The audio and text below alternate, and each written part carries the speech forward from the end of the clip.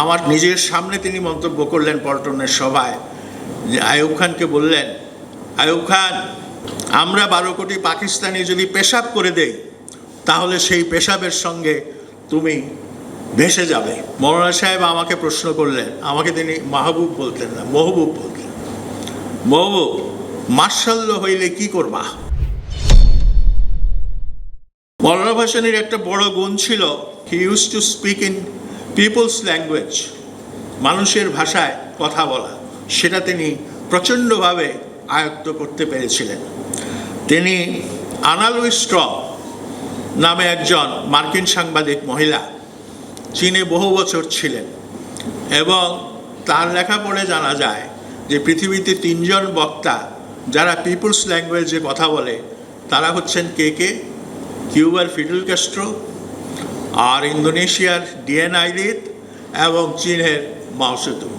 এবং মাও সেতুংও আপনি দেখবেন তার লেখাজোখা, যেগুলো তাত্ত্বিক লেখাজোখা পড়ে, সেখানে তিনি অনেক চীনের প্রাচীনকালের কাহিনী সেখানে আছে। সেই বিখ্যাত গল্প যে বোকাবুড়ো পাহাড় সরিয়েছিল, সেই দৃষ্টান্ত দিয়ে তিনি চীনের জনগণকে বোঝাতে চেয়েছিলেন যে শোষণের বিরুদ্ধে লড়াইটা সেই বোকাবুড়োর পাহাড় সরানোর লড়াইয়ের মতোই একটা দীর্ঘস্থায়ী, একটা ধৈর্য নিয়ে যে সংগ্রাম, সেই সংগ্রাম।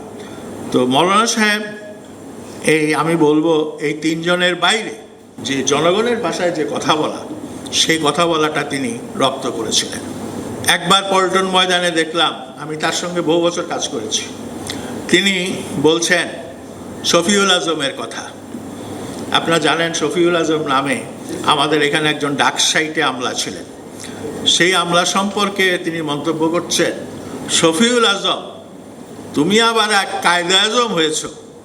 এই যে তার রসবোধ এবং তার সঙ্গে যেটাকে বলে বিদ্রূপের হুল ফুটানো, এইটা তিনি অত্যন্ত সফল এবং সার্থকভাবে করেছেন। তারপরে তিনি আরও এরকম অনেক মন্তব্য করেছেন। আমার নিজের সামনে তিনি মন্তব্য করলেন পল্টনের সভায়, যে আইয়ুব খানকে বললেন, আইয়ুব খান, আমরা 12 কোটি পাকিস্তানি যদি পেশাব করে দেই তাহলে সেই পেশাবের সঙ্গে তুমি ভেসে যাবে। তো এই যে ভাষা, শুনতে কিছুটা অরুচিকর মনে হতে পারে, কিন্তু সাধারণ মানুষ, এই যারা নিচু তলার মানুষ, তারা এই ধরনের উপমা শুনে তাদের পছন্দ হয়, এবং সেটা তারা যেটাকে বলবো র্যালিশ করে, পছন্দ করে। মৌলানা সাহেব এই রকম ভাষায় কথা বলতেন, এবং এই যে 69-এর আন্দোলনের সময় তিনি আবার আধুনিকতার ভাষাতেও কথা বলতেন। 16ই ফেব্রুয়ারি পল্টন ময়দানে শেখ মুজিবের সম্পর্কে তিনি বললেন, আমরা শেখ মুজিবকে বাস্তিল কারাগারের মতো ক্যান্টনমেন্ট ভেঙে মুক্ত করে নিয়ে আসব। এবং এই উক্তির পর সারা ঢাকায় আগুন জ্বলেছিল, এবং তার মাত্র কয়েকদিনের মধ্যেই 22শে ফেব্রুয়ারি 69 শেখ মুজিবকে আগরতলা ষড়যন্ত্র মামলা থেকে মুক্তি দেওয়া হয়। এর আগে শেখ মুজিবুর রহমান সাংবাদিকদের মাধ্যমে মৌলানা সাহেবকে একটা সংবাদ পৌঁছানোর জন্য বলেছিলেন, একটা মেসেজ পৌঁছানোর জন্য বলেছিলেন। সেটা হচ্ছে তিনি যেন তার মুক্তির জন্য আন্দোলন করেন।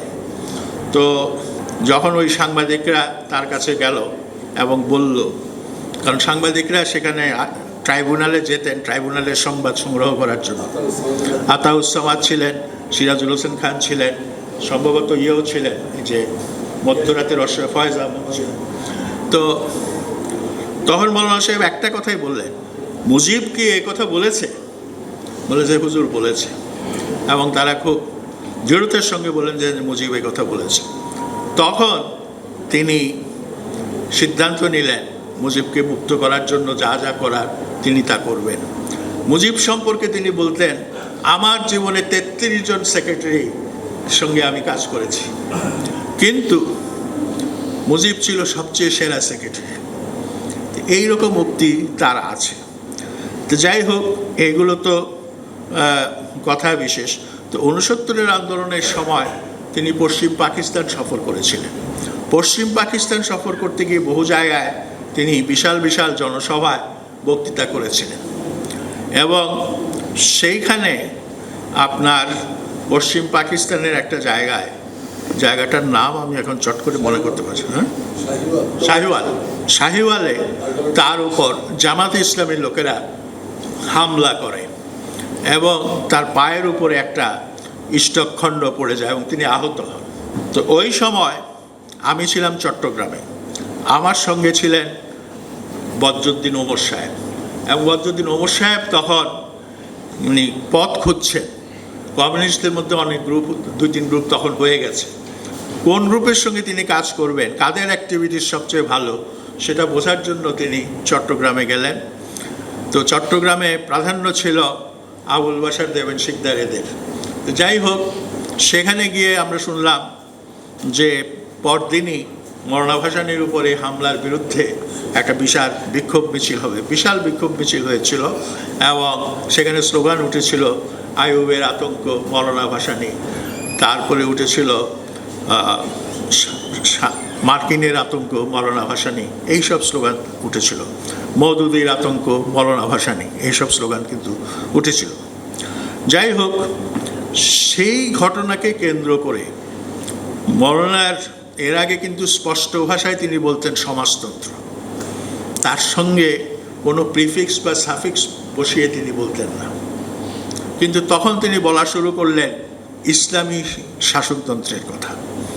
তো কেন বললেন, এটা অনেক প্রশ্ন, বিশেষ করে যারা প্রগতিশীল ছিল তাদের মধ্যে প্রশ্ন যে সমাজতন্ত্রটাকে ইসলাম যোগ করে ডাইলিউট করে দেওয়া হলো কিনা। এই ব্যাপারে বদরুদ্দিন ওমরের মত হলো যে মওলানা সাহেব চিন্তা করেছিলেন তার সারা জীবনের যে অর্জন এবং সারা জীবনের যে সাফল্য, সেটা হয়তো এখন এই মওদুদিরা আপনার তাকে ইসলাম বিরোধী প্রমাণ করে তার সারা জীবনের অর্জনকে শেষ করে দেবে। সেই জন্যই তিনি ইসলামী সমাজতন্ত্রের কথা কিছুটা ডিফেন্সিভ ভূমিকায় তিনি চলে গেলেন।